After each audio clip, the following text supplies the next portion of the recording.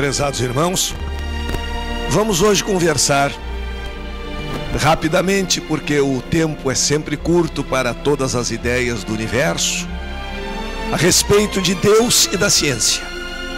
Um grande esclarecimento que foi trazido pela doutrina espírita. Porque ciência e espiritualidade, no conhecimento humano, nasceram juntas. Não havia diferença, como nós fazíamos há algum tempo e alguns ainda fazem hoje, entre conhecimento científico e conhecimento religioso, ou, se preferirmos, um conhecimento doutrinário. Isso tudo veio junto porque a verdade é uma só. E o homem, à medida em que ia sentindo o influxo da espiritualidade, aumentava seu poder criativo e percebia também o mundo que o rodeava, concluindo por leis científicas bem elementares que mais adiante iam sendo modificadas. O que ocorreu de fato e trouxe essa separação entre os dois conhecimentos é que houve uma especialização não desejada, improvisada, mas que se tornou permanente. A partir do dito de Descartes, que fez uma verdadeira acomodação, quando já se estabelecia o conflito religião-ciência, Descartes afirmou que a ciência cuidava da natureza e a religião cuidava do sagrado. Como se a natureza não fizesse parte do sagrado e o sagrado não fizesse parte da natureza. Isso, no fundo, em que pese toda a profundidade do pensamento cartesiano, que até por ser profundo demais nos levou a algumas confusões terríveis.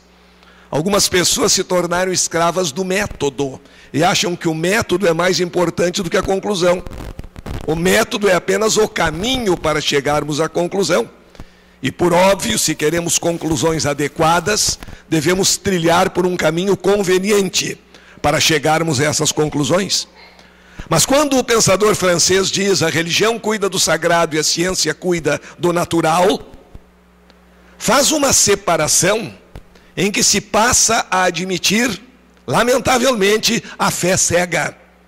Aquilo que a religião diz deve ser considerado verdadeiro, e entenda-se por religião a religião ou as religiões dominantes na sua época, e aquilo que a ciência diz e comprova também deve ser considerado verdadeiro. Mas, e aí a perversidade da conclusão, se a religião disser algo que é cientificamente absurdo, não cabe fazer esse tipo de análise. Devemos aceitar cegamente os postulados do dogma, sem analisá-los à luz da razão. E a partir daí se consagrou a fé cega. E com a consagração da fé cega, a separação entre ciência e religião se tornou abismal. Porque as religiões dominantes queriam impor aos cientistas os seus dogmas. Era proibido estudar cadáveres. Era necessário deixá-los quietos. Aula de anatomia com cadáver? Impossível. Tínhamos que deixá-los quietos porque eles iam ressuscitar no dia do juízo final. Um absurdo científico como este tinha que ser acatado. Galileu era condenado a uma espécie de prisão domiciliar por afirmar que a Terra girava em torno do Sol. Giordano Bruno tinha a língua arrancada e era queimado na fogueira pela Inquisição genovesa, porque havia afirmado também que a Terra não era o centro imóvel do universo. Então, o que ocorreu a partir daí é que o conhecimento, e conhecimento entre aspas, os dogmas religiosos se impuseram à ciência, e os cientistas eram proibidos de investigar ou de externar qualquer opinião, qualquer conclusão que fosse diferente do oficialismo dogmático religioso. Isto fez com que, a partir do momento em que a ciência se libertou dessa opressão, em que as religiões perderam o domínio do poder temporal absoluto, os cientistas se revoltassem e passassem para o outro extremo.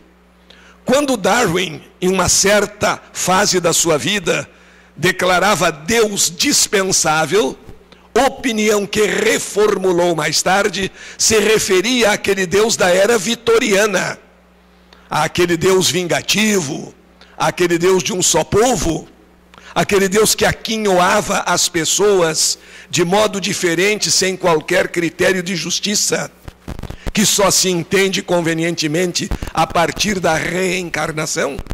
Então a reação da ciência foi como a reação de uma mola que está comprimida à força contra uma parede, fora da sua posição de equilíbrio e mantida por essa força externa.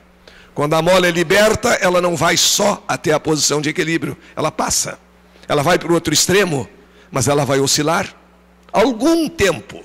No exemplo de uma mola, alguns segundos. Na nossa civilização, alguns séculos, até encontrar a posição de equilíbrio. Essa posição de equilíbrio entre a ciência e a espiritualidade surgiu sem dúvida alguma com a doutrina espírita. Porque com o acirramento dos ânimos, com os cientistas fazendo questão de dizer que eram ateus, que eram materialistas, que a matéria explicava tudo, não eram só ateus, eram materialistas também, que são coisas diferentes, e os religiosos pretendendo ter toda a verdade escrita no seu livreto dogmático, não admitindo qualquer tipo de contestação, os ânimos se acirram cada vez mais e surgem os fanáticos dos dois lados. E se cria também uma lógica bastante ao revés da evolução espiritual, em que se raciocinava da seguinte maneira, e principalmente nos meios religiosos que tinham o poder temporal em suas mãos. É preciso combater o erro, é preciso combater o mal. Mas o erro, o mal, não tem personificação, são entidades abstratas.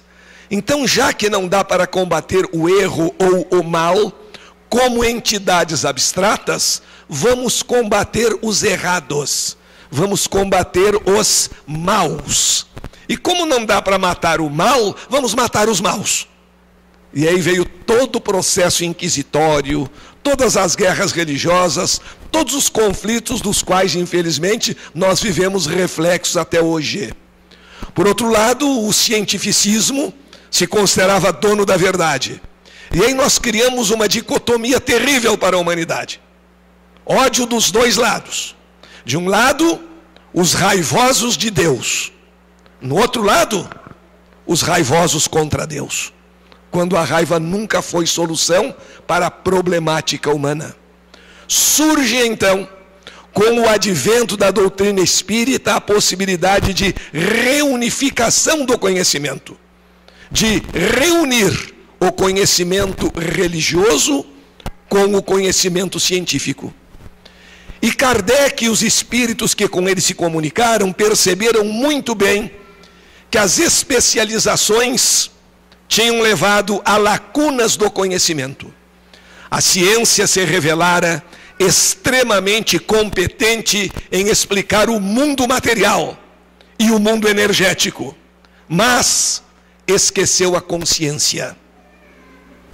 A religião se especializou no estudo da espiritualidade, mas desconheceu os fenômenos físicos.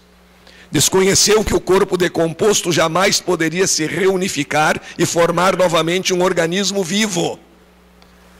Suprindo as duas lacunas, nós hoje entendemos que o conhecimento científico e o conhecimento religioso, antes de serem conhecimentos opostos, são conhecimentos complementares.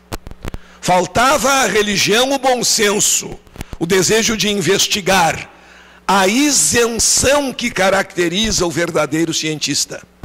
Porque, na verdade, coisa que os leigos muitas vezes não sabem, quando um cientista produz uma determinada teoria, ele não procura somente fatos que comprovem aquela teoria. Ele procura também os exemplos que, não corroborando a teoria, possibilitam modificações, ou até o abandono daquela teoria. Não se procura cientificamente apenas a comprovação. procura-se também os fatos que distorcem a hipótese, que não confirmam ou, quem sabe, até negam a hipótese. E por isso mesmo, pois esse é o conhecimento científico de hoje, Kardec disse que era preferível rejeitar verdades a aceitar mentiras. Por quê? Porque a ciência sempre tem essa busca do contraditório, do contraponto, para não fazer generalizações perigosas. O método de que nós dispomos nas ciências empírico-formais é o método indutivo experimental. Por esse método, se observa o fenômeno, formulamos hipóteses, experimentamos e finalmente concluímos. E as experiências devem ser múltiplas e variadas, como aconselhou Kardec a fazermos nos estudos da mediunidade.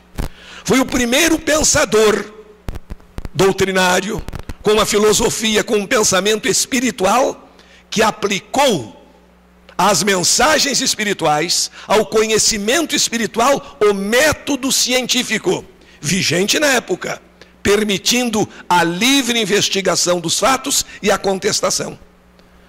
E nós sabemos que é importante procurar o fato contraditório, porque algo que não se pode negar não é científico. A ciência não trabalha com coisas que não possam ter contraprova. Por exemplo, se eu dissesse agora que há centenas de fadas voando aqui nessa sala, isso é algo místico. Muitas pessoas podem até acreditar que isso aconteça, mas não é científico. Não vai receber investigação científica. Também cuidemos. Não ser científico não significa não ser verdadeiro. A ciência não é o único caminho. Não é a única dona da verdade. Mas foi dito que o espiritismo seria científico. Então precisamos procurar o método adequado de pesquisa. E se dissermos que há centenas de fadas voando nesta sala, essa afirmação não é científica, porque não existe contraprova. Não há como provar que não. Eu não posso provocar um efeito pelo qual eu diga, olha, esse efeito provou que não existe fada. E quando eu não posso fazer a prova do que não existe, eu também não posso fazer a prova do que existe. E, portanto, eu não estou realizando um pensamento científico. Por isso, o codificador nos permitiu aquilo que nós chamamos o ceticismo razoável. Não o ceticismo materialista puro, o ceticismo de Pirro, fundador da escola do ceticismo entre os filósofos gregos, porque o ceticismo puro destrói a si mesmo. A frase fundamental do ceticismo puro é que nós não podemos acreditar em nada. Ora, se não podemos acreditar em nada, também não podemos acreditar nessa frase. Logo, devemos acreditar em alguma coisa. Logo, não é esse o ceticismo previsto pelo codificador. Se é aquele ceticismo razoável, aquele grau de dúvida. Ah, o Espírito disse. Que Espírito disse? Através de que canal? Quais são as confirmações que nós temos? Porque aí nós estaremos trilhando um caminho com segurança. Não nos desiludiremos. Eu acho essa palavra desiludir muito profunda. Porque pensemos bem, só se desilude quem se ilude. Se evitarmos as ilusões, se buscarmos a verdade com seriedade, com passos firmes, com convicção, não teremos do que nos desiludir. Então, com o advento da doutrina, se consegue fazer aquela associação, hoje reforçadíssima pelos novos paradigmas da relatividade, da física quântica, que apresentam uma abertura extraordinária para a espiritualidade, mas se começa essa ligação entre ciência e espiritualidade. Um conhecimento espiritual que não é dogmático, é uma novidade absoluta. Um conhecimento espiritual que permite o livre exame. Um conhecimento espiritual que diz que os espíritas têm escolhas, e só porque têm escolhas são responsáveis. Um conhecimento que não nos diz, tens que agir assim. Nos diz, deves agir assim, mas podes agir de outra maneira. Mostrando naturalmente a consequência de cada uma das escolhas que nós realizamos na nossa tarefa evolutiva. Permite, portanto, no campo espiritual, a dúvida, e permite o acompanhamento, e manda que se faça o acompanhamento da evolução científica. Diz claramente que o Espiritismo será científico. Diz mais, se a ciência provar que o Espiritismo está errado em um ponto, qual seria a solução antiga? Vamos prender e queimar o cientista imediatamente. Qual é a solução de Allan Kardec? Ele se reformulará sobre aquele ponto. Porque não é função da doutrina estudar, por exemplo, o neutrino do elétron. Mas temos que saber que ele existe e que tipo de mundo a ciência está nos pintando, nos descrevendo, para como consciências inteligentes sabermos agir neste mundo. O que acontece então é que Deus e ciência, coisas consideradas opostas, passaram a partir do advento da doutrina espírita e agora reforçado com o paradigma quântico-relativístico a fazer parte de uma verdade comum, de um todo maior, porque não se acredita mais que o universo seja pura e simplesmente produto do acaso. Hoje se substitui a ideia antiga de universo casual pela ideia contemporânea de universo causal. Causal e inteligente. E sabemos que este universo teve um começo. Existem alguns detalhes que são curiosos e praticamente mostram a intervenção da espiritualidade até no conhecimento científico. Um físico chamado Penzias criou uma teoria segundo a qual o universo sempre existira. Ou seja, não houve um começo para a matéria. O universo sempre existiu. Isso se chamou teoria da incriabilidade da matéria. Como essa teoria entrou na moda, Einstein criou uma equação que chamou fator extraordinário, que colocada no seu sistema de equações matemáticas, mostrava também um universo que nunca teve começo, o chamado universo incriado. E aí, ironias do destino.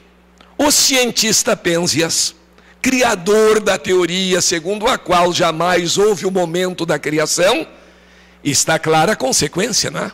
Se nunca houve criação, não existe criador.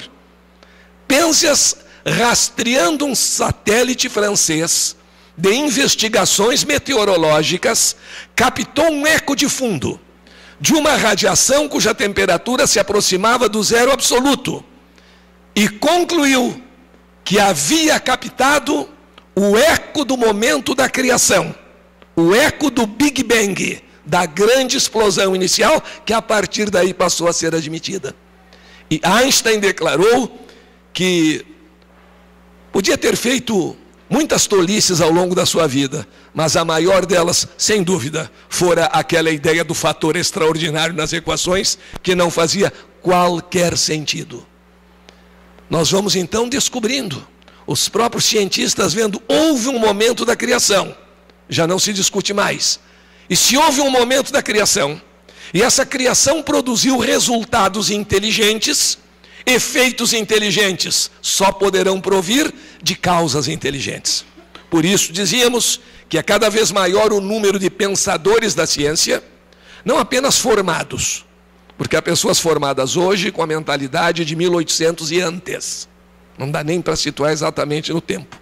Mas há pessoas com a mentalidade de agora, abertos ao novo.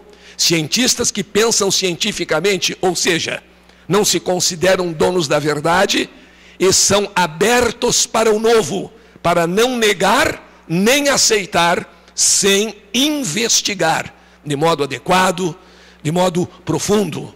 É o que nós estamos vivenciando no momento. A ideia do universo criado de modo inteligente, de um universo planejado, planejamento do qual nós somos uma das consequências, entre outras tantas, que deve haver pelo espaço infinito. A partir daí, perdeu-se também a pretensão de definir Deus. Como é que eu vou definir o infinito? Definir significa limitar. Quando nós dizemos que um triângulo é uma figura geométrica que tem 3 lados, e que esses lados são segmentos de reta, nós definimos, porque triângulo é isso e só isso. Se não for assim, já não é mais triângulo. Então eu consigo definir, eu consigo captar a totalidade da ideia. A ideia do infinito, não consigo captar em seu todo. Então, nesse primeiro momento da doutrina espírita, e nas primeiras perguntas básicas que surgem, nós temos como consequência a derrubada do materialismo. A matéria vai perdendo a sua substancialidade. A ciência antiga pretendia explicar tudo, até o nosso pensamento, a partir da matéria. Eram pequenas partículas que formavam os átomos e assim sucessivamente, até chegarmos ao pensamento. Hoje se sabe, o que confirma um dito de Chico Xavier, que a matéria não produz pensamento, que o cérebro não é o produtor do pensamento, é o retransmissor, que o cérebro é o gabinete da alma. E no terreno da ciência noética, que é o nome moderno da parapsicologia, já há centenas de experiências mostrando a capacidade de percepção da consciência independentemente do cérebro. Há cerca de 3 anos, uma mulher que estava sofrendo uma intervenção cirúrgica na Holanda, teve uma daquelas experiências, chamadas experiências de quase morte, e viu de fora do corpo, o seu corpo sendo operado. Há muitos casos assim, mas esse teve uma novidade especial. Ela se deslocou e foi mais adiante, e contou que a 2 quadras do hospital tinha havido um acidente de automóvel, e deu a cor dos 2 carros, e mais ou menos o estado de amassamento em que se encontravam. Quando acordou da cirurgia, ela deu essa informação, e se verificou que o acidente de fato acontecera. Não há como explicar, a não ser entendendo que a nossa essência, que se serve do cérebro, assim como do corpo físico, como instrumento, enquanto encarnados, pode ir além disso, realizando as chamadas percepções extrasensoriais. Há um pesquisador norte-americano chamado Charles Start, que dispunha de uma sensitiva, que sempre afirmava que, ao adormecer, abandonava o corpo e tinha consciência de estar em outros lugares, e descrevia lugares e pessoas. Para poder testar o fato, Tart idealizou uma experiência, combinou com a sensitiva, que aceitou. Ela iria dormir no laboratório, várias noites, porque nem sempre o fenômeno acontecia. A sua cabeça ligada a PET scanners, que são registradores muito sensíveis de ondas cerebrais. Não teria possibilidade de levantar da cama sem que alguém visse. Um computador escreveria um número de 6 algarismos. Podia ser 0, 0, 0, 0, 0, 0, 0, até 999.999. Esse número era escrito pelo computador e automaticamente o computador envelopava esse número. De modo que nem o pesquisador sabia o número, para evitar que fosse uma transmissão telepática. Esse número dentro do envelope, depois era colocado em cima de uma prateleira, que ficava a uma grande altura da cama em que a sensitiva dormia, de modo que ela não teria condições de, nem se colocando na ponta dos pés, nem subindo na cama, enxergar alguma coisa. E até porque esses movimentos seriam registrados pelos PET scanners. Na noite em que ela disse ter conseguido sair do corpo e visitar o número, ela deu o número exato. Não dá para atribuir ao acaso. Qual é a probabilidade de acertar por acaso? Em uma só tentativa, um número que tem 6 algarismos, do 0 até o 999.999, nós temos 1 milhão de possibilidades. A chance de acertar por acaso era de 1 em 1 milhão. E ela acertou. Então houve uma forma de perceber, isso que a gente chama percepção extrasensorial. Daí se começou a verificar que a materialidade não explicava todas as coisas, e que a própria matéria foi perdendo a sua substância. Hoje, quando a gente fala em átomos, não fala em átomos, a física quântica fala em possíveis átomos, que formam possíveis células, que formam possíveis neurônios. É um mundo de possibilidades. Só que possibilidade mais possibilidade é possibilidade. E nós pensamos, não é apenas uma possibilidade. Daí se começar a pensar, a raciocinar, em termos de que o pensamento vem de um plano mais sutil, vem de um ente mais sutil, para se manifestar através do cérebro no ente mais denso. Daí se verificou o verdadeiro paradoxo do materialista. Vejam que o materialista, ele é o campeão da dupla negação. Ele não acredita que exista alguma coisa cujo não existir ele não pode demonstrar. E é por isso que hoje, em termos de filosofia da ciência, o ateísmo não é considerado um posicionamento filosófico. Para a tristeza deles, o ateísmo é considerado uma questão de fé. É uma questão de crença, só que é a fé no não. Vejam que diferença. Era muito bonito, né? Era mega chique. Às vezes o pessoal nas conversas é muito comum e gosta de termos pomposos, e às vezes uma amiga elogia a outra, uns termos que entram na moda e a imprensa publica e não tem nada a ver, como por exemplo, quando está muito chique, dizer que a pessoa está chiquetésima.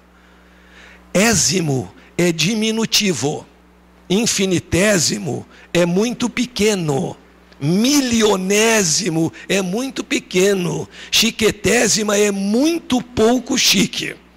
Ainda bem que a amiga não entende. Quem sabe a intenção do elogio, nunca se sabe onde anda o ciúme, a vaidade, tenha sido essa. Agora, chiquetérrimo sim, é aumentativo.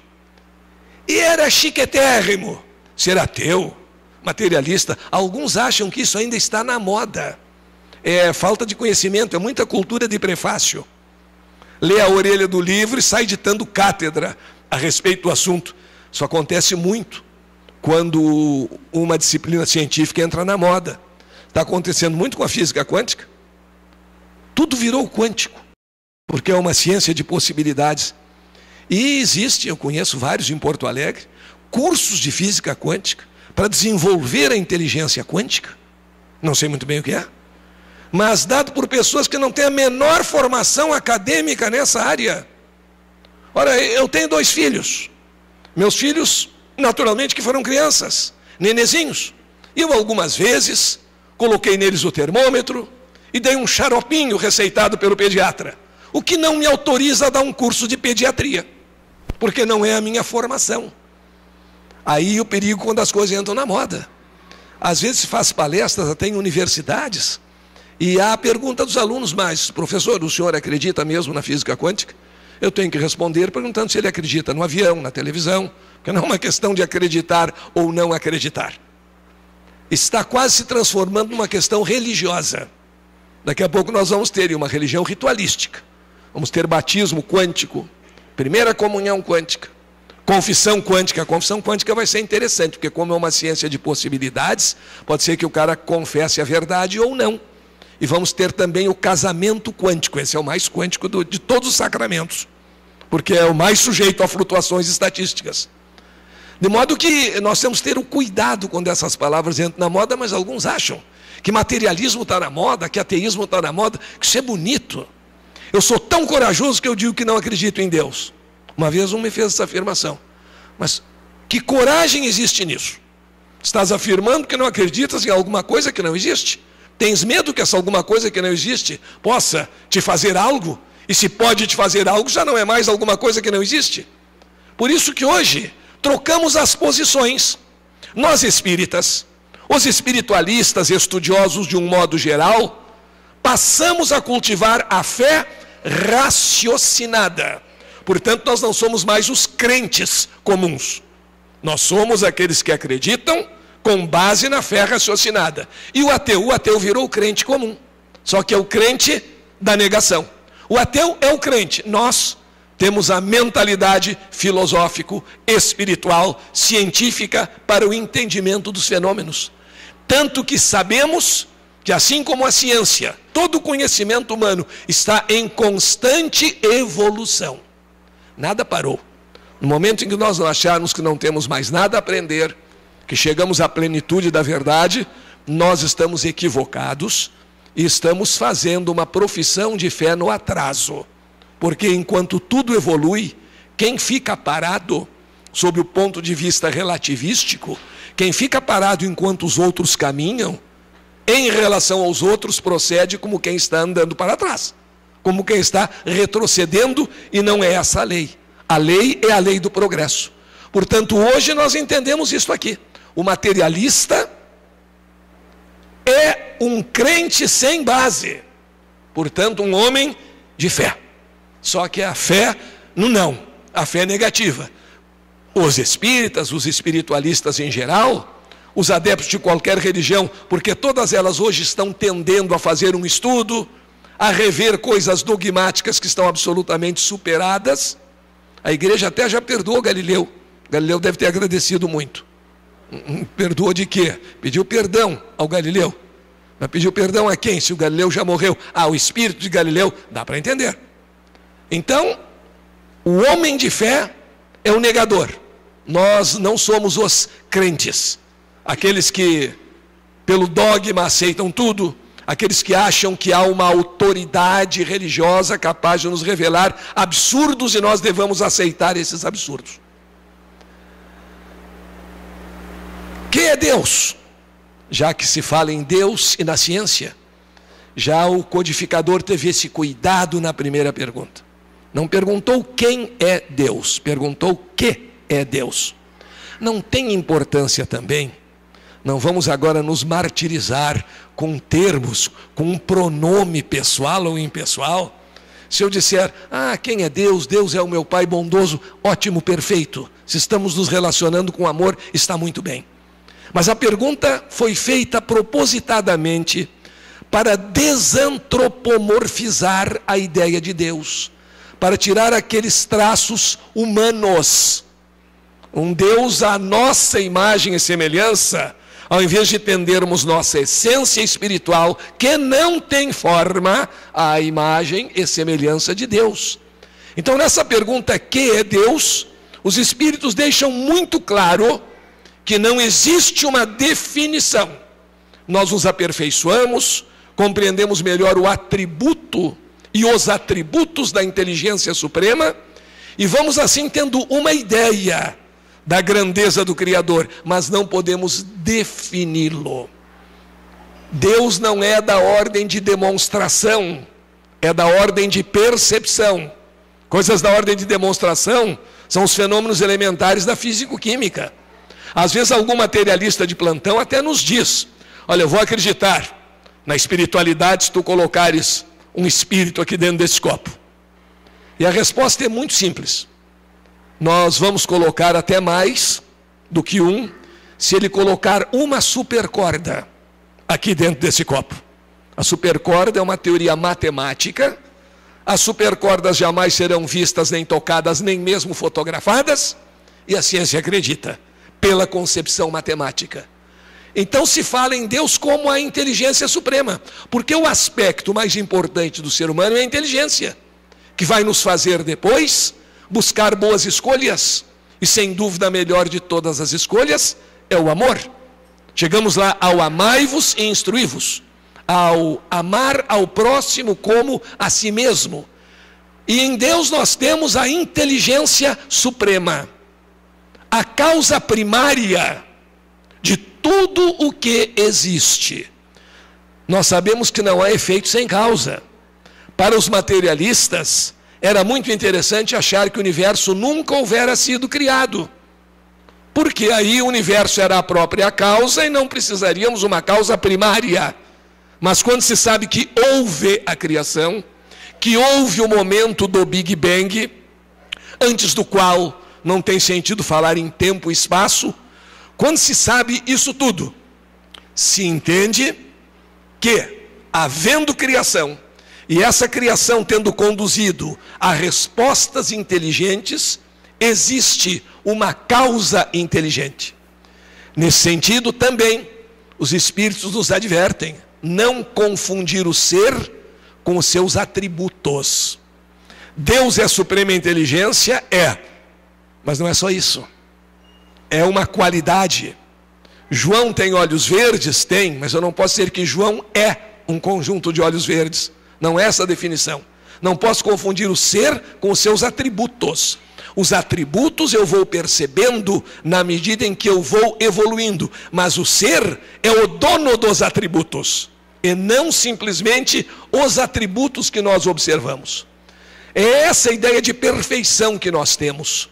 E que vamos examinando melhor à medida em que conseguimos melhor examinar as suas obras. A ciência hoje prevê a existência de partículas através de equações matemáticas. E a matemática não tem objeto material próprio. A matemática trabalha com ideias. Número é uma ideia. Ninguém jamais viu um número.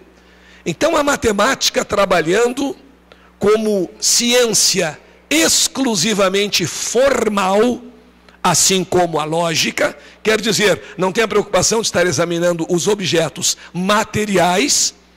Os matemáticos preveem pelas suas equações a existência de partículas. Por exemplo, a antimatéria.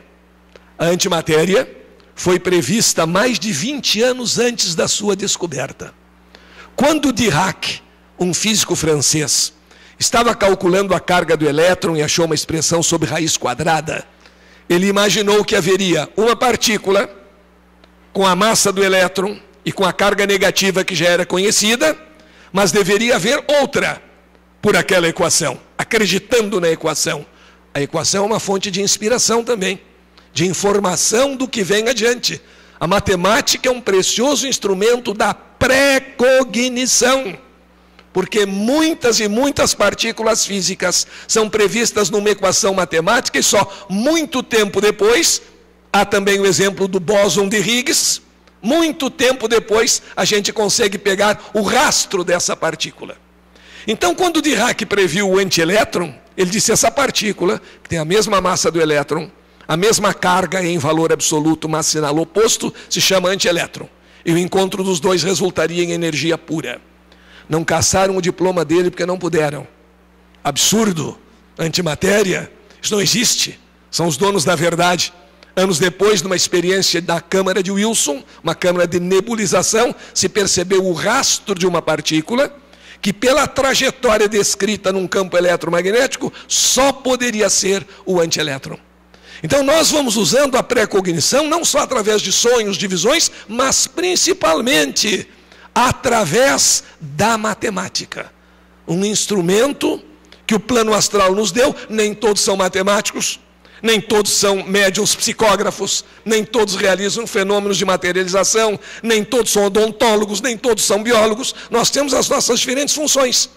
Mas a matemática, como abstração pura, tem nos dito que não é preciso esperar enxergar a coisa material, que há coisas que vão além dos sentidos, e nós podemos perceber pela grandiosidade do uso da inteligência.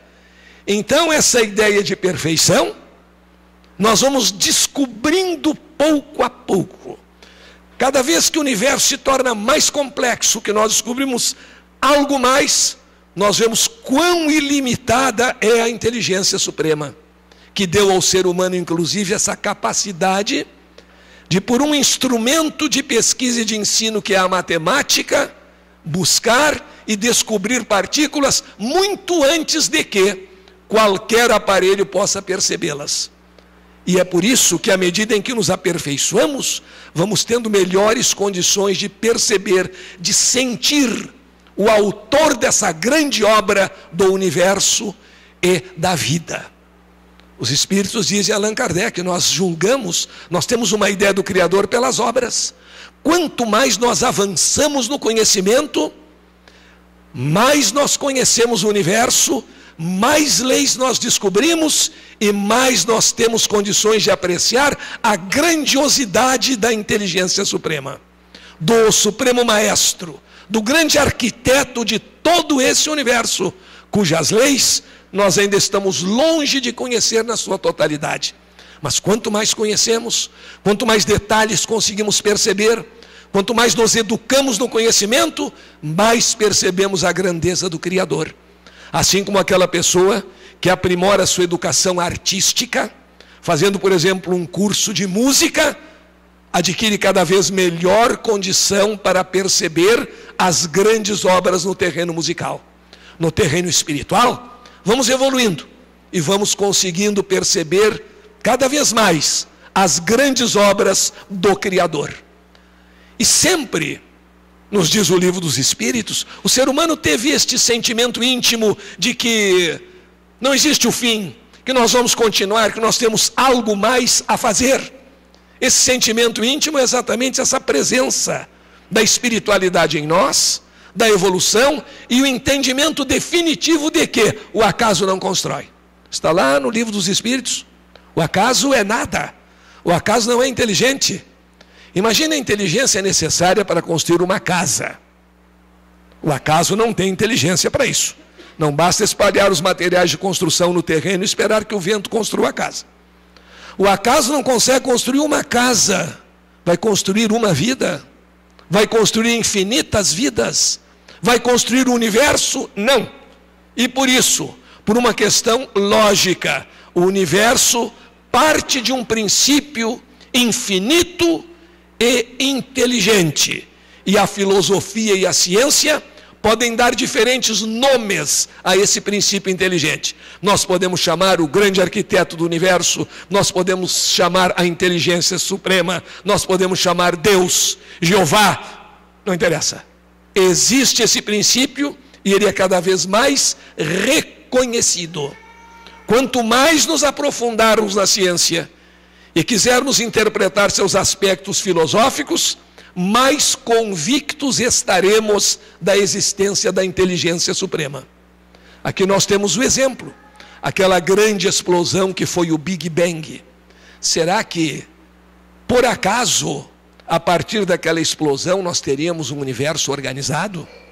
Nós podemos produzir coisas organizadas a partir de explosões? Podemos? O motor do automóvel não faz explodir a mistura de combustível com ar, essa explosão não movimenta o pistão, que põe em movimento o cilindro, que transmite para o eixo manivela e que finalmente transmite para a roda? Mas isso é fruto do acaso ou alguém criou o motor? Basta colocar um litro de gasolina na rua e incendiar e nós teremos o movimento do carro? Não.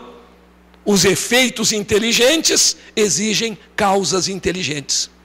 Existe uma lei física chamada lei da entropia, que nos diz exatamente isso. Nos sistemas abertos, o grau de desordem tende a aumentar. Entropia é o grau de desorganização de um sistema. Em termos simples, é o número que mede o grau de desordem de um sistema. O ensino brasileiro hoje, eu poderia dizer que é um sistema de altíssima entropia. E as coisas... Por quê? Conselho de Emmanuel a Chico Xavier, disciplina, disciplina, disciplina. Ninguém obedece, não há um projeto organizado, o projeto de hoje muda amanhã, não tem meta, mas quando tem duplica, o dobro de zero não é mais zero, e por aí vai. Isso é a própria entropia em movimento. Entropia mede isso, o grau de desordem de um sistema. O oposto da entropia é a organização. A organização acontece sem a ação inteligente de forças externas? Não. Sem a ação inteligente de forças externas, não há organização. Sem disciplina, não há organização. E sem a organização, nós não temos o aumento de complexidade, de inteligência elaborada dos sistemas. Portanto, é a segunda lei da termodinâmica, chamada lei de Clausius, ou princípio da entropia, que nos diz o que Kardec houvera dito. Efeitos inteligentes não podem ser atribuídos ao acaso. O acaso faz aumentar o grau de entropia. O acaso faz aumentar a desordem e não a organização. E hoje os físicos nos dizem que a realidade fundamental não é a matéria. São os campos, e campo é algo imaterial, são os campos que organizam a matéria. Nós temos dentro da doutrina espírita, nas obras de André Luiz, uma ideia a respeito destes campos e a criação extraordinária do nosso querido amigo, hoje no plano espiritual, Hernani Guimarães Andrade, ao falar no campo organizador da forma, no modelo organizador biológico, que hoje está sendo pesquisado em grandes universidades pelo mundo. A ideia do pensamento como conformador de algo, e chegarão mais cedo ou mais tarde, a nossa ideia de perispírito. E só para que a gente possa raciocinar rapidamente sobre números, vamos pegar o exemplo de uma célula viva. Para que uma célula viva exista, nós precisamos da combinação de 20 aminoácidos com 20 mil enzimas, em uma determinada sequência, em uma ordem prevista. A probabilidade de que isso aconteça por acaso está ali, é de 1 sobre 10 elevado a 1000. 10 elevado a 1000 é o número 1 seguido de 1000 zeros. De modo que a formação de uma célula viva ser atribuída ao acaso é apostar numa probabilidade de 1 em 1.000 zeros vezes. É um evento de probabilidade tão pequena, praticamente desprezível, que os matemáticos chamam evento estocasticamente impossível. Então vemos que a doutrina espírita realiza a associação entre o conhecimento religioso, o conhecimento espiritual e o conhecimento científico, o conhecimento acadêmico. Vemos que a ideia de Deus se desmaterializa. Passamos a falar na inteligência suprema. Comprovamos por diversos caminhos na física que o acaso não pode produzir fenômenos inteligentes. E assim, entendemos mais alguns detalhes. Também existe aquela ideia de confundir o todo com a parte. A ideia panteísta, que confunde o autor com a obra. Picasso não é o conjunto dos quadros que ele pintou. Chopin não é o conjunto das melodias que ele compôs.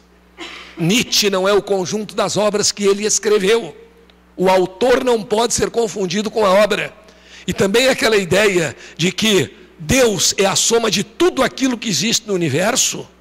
Se tudo aquilo que existe no universo é Deus, é o Criador, então nós estamos misturando efeito com causa.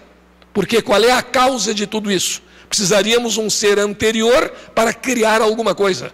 Tudo que é criado necessita um criador anterior à sua criação. Portanto, nós não confundimos o autor com a obra.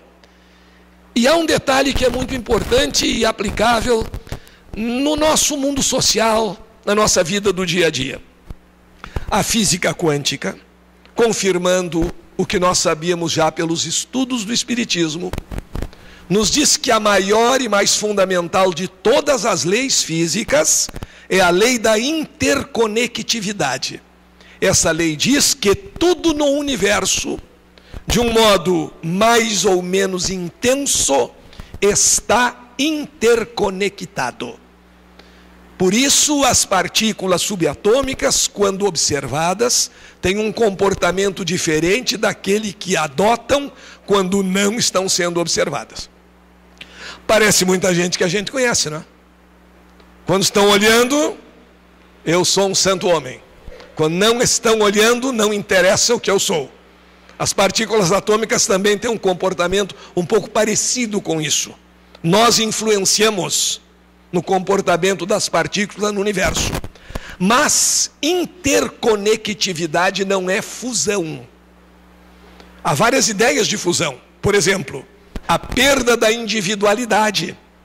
Aquelas crenças orientais que comparam a nossa vida como uma gota d'água que se separou do oceano e depois de várias experiências na roda de samsara, que eles chamam a roda da vida, a roda das reencarnações, nós atingimos o estágio superior e voltamos ao oceano. Ou seja, perdemos completamente a nossa individualidade. Isso é fusão. Não. Nós nos interconectamos, mas conservamos o princípio fundamental da nossa individualidade.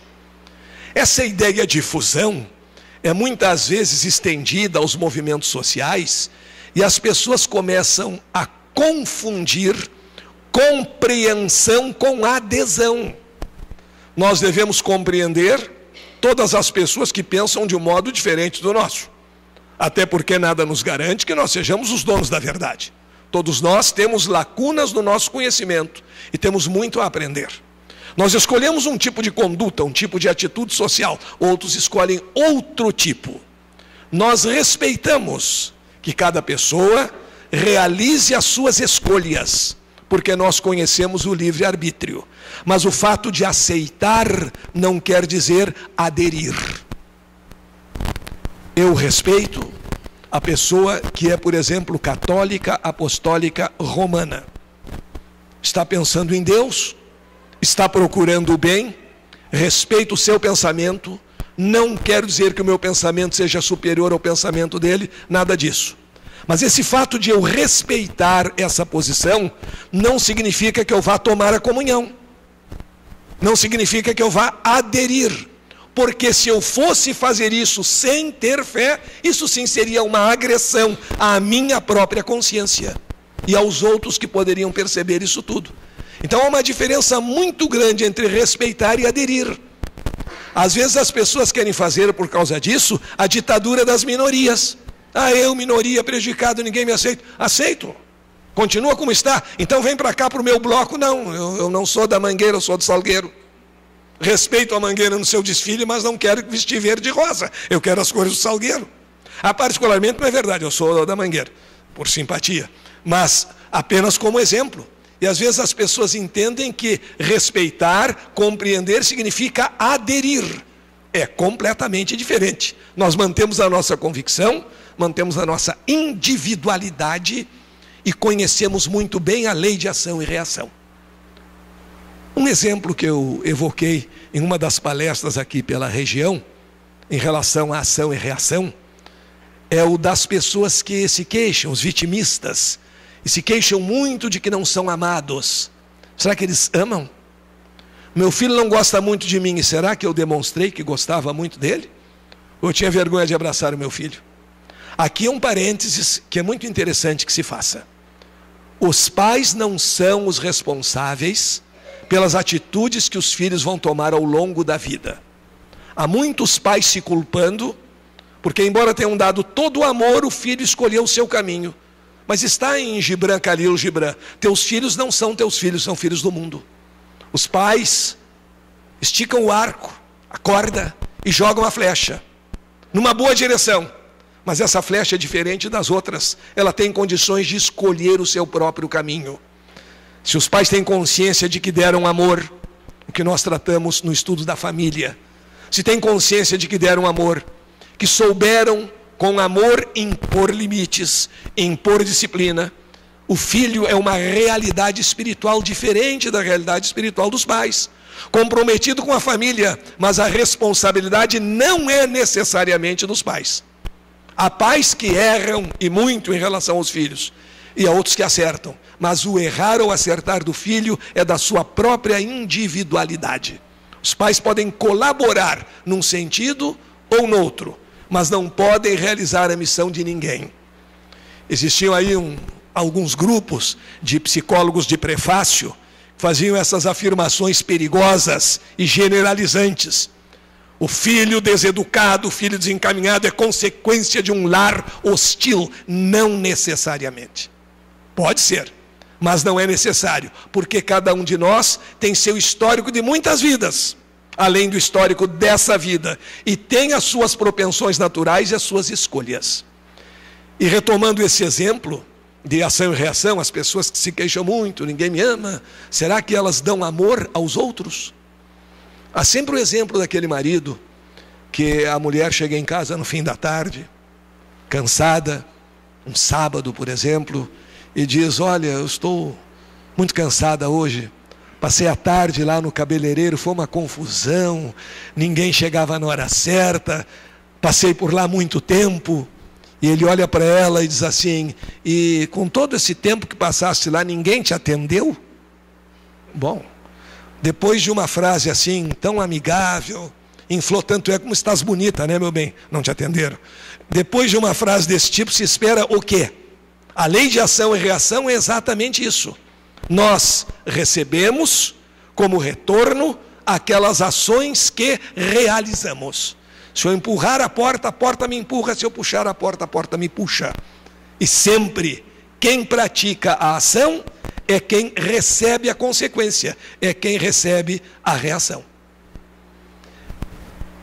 Na pergunta número 20 do Livro dos Espíritos, é questionado o problema da possibilidade de se perceber além das investigações da ciência. Entenda-se ciência daquele tempo. Que informação dão os espíritos? Sim, é possível perceber além das investigações da ciência. Vamos pensar naquele tempo, além do microscópio, além do radiotransmissor, é possível perceber? É. Como? Mediante comunicação de ordem mais elevada. Isso que na época não era considerado, hoje é conhecido. É algo consabido. A parapsicologia, que hoje se chama ciência noética, e já demos alguns exemplos de casos desse tipo, demonstrou estatisticamente a existência da chamada percepção extrasensorial. O que quer dizer percepção extrasensorial? Uma percepção que acontece além do mecanismo dos sentidos, independente do mecanismo dos sentidos. E quanto a isso, o filósofo grego Aristóteles dizia que nada podia existir na mente humana sem passar pelos sentidos. Kardec diz que não, nós podemos perceber além até mesmo das investigações científicas, pela chamada, hoje, percepção extrasensorial. E em relação à física quântica, um dos seus criadores, Werner Heisenberg, que identificou o chamado princípio da incerteza, que tem relação com o nosso livre-arbítrio, disse: a física quântica se aproxima cada vez mais de Platão. E nós sabemos que as ideias de Platão são precursoras da ideia da espiritualidade. E é por isso que hoje a ciência está dizendo, e aí a aproximação com Platão, que a criação ocorre no sentido descendente, ou seja, as coisas são criadas do mais sutil para o mais denso, do intelectual para o material, do energético para o corpuscular, da suprema inteligência para a materialidade. Essa é sem dúvida a ordem da criação. E hoje a parapsicologia nos fala nessa percepção, além dos sentidos físicos. Kardec questiona os espíritos a respeito do conceito de matéria, nas perguntas 22, 30 e 32. E os espíritos informam que a matéria existe em estados imperceptíveis para os sentidos. Hoje se fala no neutrino do elétron, prêmio Nobel, último prêmio Nobel para 2 físicos, imperceptível pelos sentidos como matéria, e em outras tantas formas, quando se faz o estudo dos quarks, dos bósons, que são formas materiais imperceptíveis para os nossos sentidos. E diz que o espírito age sobre a matéria. A matéria é instrumento do espírito. Isso não tinha sentido na física daquela época. E, em 1935, no auge da discussão a respeito do elétron, se era onda ou partícula, se verificou na chamada experiência da dupla fenda, que o elétron às vezes se comportava como onda e às vezes como partícula.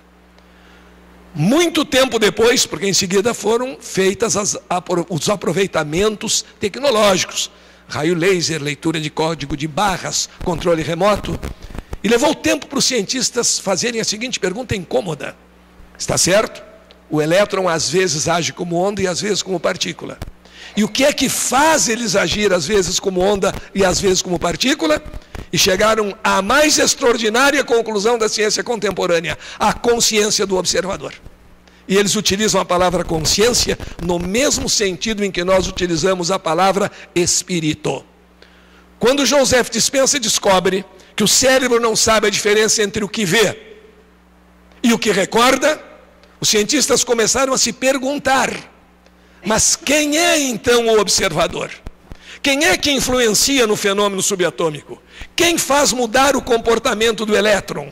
E William Tiller, Amit Goswami, Fred Alan Wolf respondem: é como o fantasma atrás da máquina. A máquina é o cérebro, o gabinete da alma, segundo Chico Xavier. E respondem: o observador, esse que modifica as coisas, esse que tem capacidade de percepção além dos sentidos, se chama espírito. Confirmando, portanto, aquilo que nós tínhamos dito e mostrando que o espiritismo vai marchando par e passo com a ciência, fazendo adaptações vocabulares quando for necessário e sempre entendendo que na filosofia da ciência não existe decidibilidade. Não existe verdadeiro ou falso. Existem graus de plausibilidade. E se submetendo àquilo que no campo da ciência ela afirma a respeito do seu núcleo, do seu campo de atividade. Fala-se no elemento primitivo e que as propriedades da matéria seriam modificações desse elemento. Pois a ciência hoje fala em algo que, se na primitivo, é muito parecido. Teoria das cordas, chamada teoria M, teoria magna, teoria das supercordas. De acordo com essa teoria, tudo que existe no universo, já não começa ali no próton, no nêutron, não. Tudo que existe no universo resulta da vibração de pequeníssimos e invisíveis filetes de energia, chamados supercordas, que ao vibrar produzem a matéria e todas as suas características. A supercorda não é um elemento material, mas é o começo de tudo. É o elemento primitivo propriamente dito. E, portanto, mais uma vez, nós confirmamos que a criação é da vontade da inteligência suprema, que a criação é organizada, que o universo não pode ser fruto do acaso e que tudo resulta de um elemento básico, com 11 dimensões espaciais, previsto só matematicamente, que nós chamamos as supercordas. E aí quando se pergunta, e como Deus criou o universo? Por sua vontade, a vontade materializada, aquilo que a física quântica chama o colapso da onda, a transformação da energia pura numa partícula. Para nós seria a transformação de um sonho em realidade. E os espíritos informam que a expressão mais adequada é o faça-se a luz. Não tinha sentido na ciência daquela época, mas falamos há pouco, supercordas. Tudo começou com a vibração de pequeníssimos e invisíveis filetes de energia, energia eletromagnética, chamados supercordas. Energia eletromagnética é luz, então tudo começou no faça-se a luz. Quando o Supremo Maestro criou as supercordas e colocou-as a vibrar de modo ordenado, inteligente, de modo a produzir não um ruído, mas a grande sinfonia cósmica. E por isso, os cientistas atualizados, sendo perguntados a respeito dos componentes básicos do universo, vão dar uma resposta que talvez surpreenda e que para os materialistas é desoladora.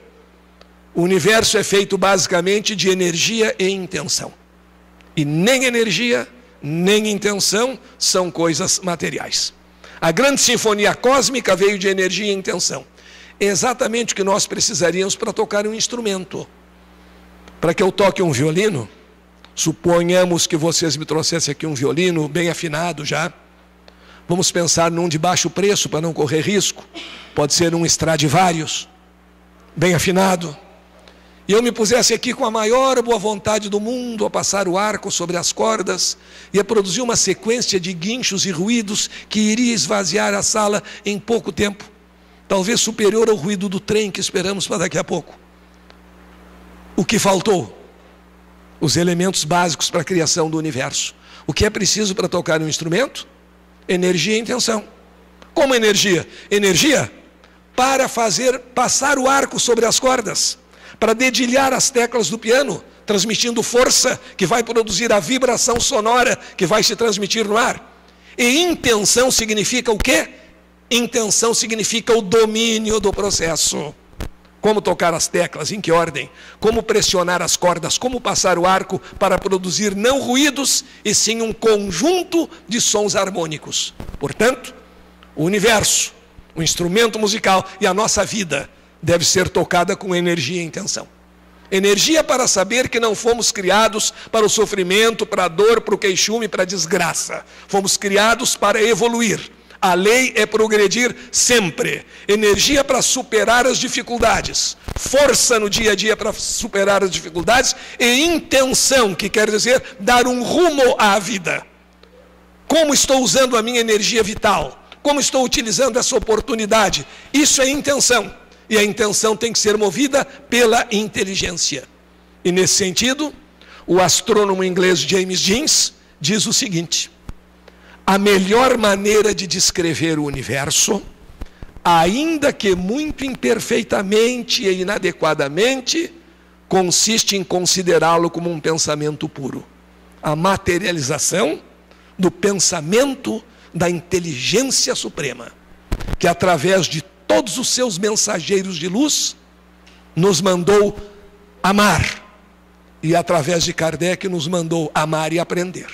Amai-vos e instruí-vos. E neste sentido, a espiritualidade tem nos convocado à prática do amor, que é a caridade, e ao refazimento do amor quando machucado, que é exatamente o perdão, que é um eficiente método de cura para aquele que perdoa, porque guardar ressentimento faz mal, sob o aspecto psicológico e também sob o aspecto físico. Então vamos seguir o ensinamento de Chico Xavier, de Jesus, de Gandhi. Gandhi diz uma frase importantíssima: a liberdade só é plena quando se tem inclusive liberdade de errar. Então não vamos viver fiscalizando o nosso próximo, nem a nós mesmos. Eu posso errar, eu não sou todo poderoso, eu não sou onipotente, posso errar, mas não devo fazer do erro minha profissão de fé. Errar a toda hora de propósito já é completamente diferente. E aprender essa grande lição do uso dessa maior de todas as energias cósmicas, que é a energia do amor. Aprender com Chico Xavier que não se pode amar mais ou menos, porque quem ama mais ou menos corre o risco de se tornar uma pessoa mais ou menos. E quando nos amarmos, entendermos bem esse sentimento de fraternidade universal, possivelmente, envergonhados de nosso passado de guerras, ódios, destruições, nos perguntaremos: para que guerra, irmão? Se depois horrorizado, verás que não valeu o sangue derramado. Se o mundo a girar não para jamais, a vida que se perde não volta nunca mais. E paz não haverá, enquanto com grandeza não imitarmos o exemplo da mestra natureza. O sol a todos vem com seus raios iluminar, de todos os pássaros é o espaço aberto, para eles não existem fronteiras, estou certo. E se no maior reino, que é o reino dos céus, todos os seres são filhos de Deus, por que não fazermos neste globo pela vez primeira, num mundo só de irmãos, terra e crenças sem fronteiras? Obrigado. Rede Amigo Espírita, uma ferramenta de união, interação e divulgação do movimento espírita. Acesse www.redeamigoespírita.com.br e confira nosso acervo disponível. Rede Amigo Espírita, divulgando, instruindo e unificando.